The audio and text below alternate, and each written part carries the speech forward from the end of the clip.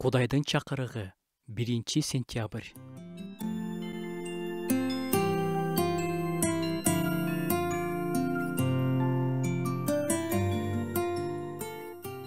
Согуштар, драмалар, чатактар, ажырашуулар, ушулардын баары чыныгы сүйүүнүн жоктугунан келет.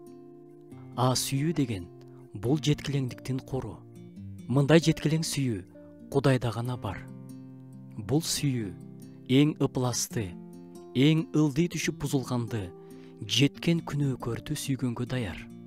Ал эми жердик сүйүү дайыма бир нерсе үчүн, бир нерсе кылганың үчүн, же бергениң үчүн.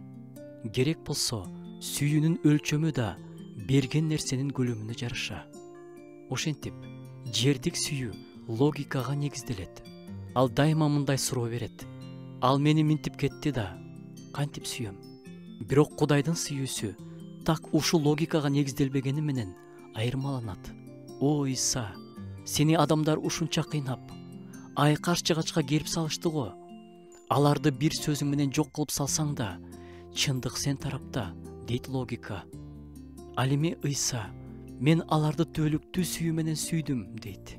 Кудай жүрөгүбүзгө руху аркылуу куюп койгон сүйүүсү дайыма бийлик кылсын.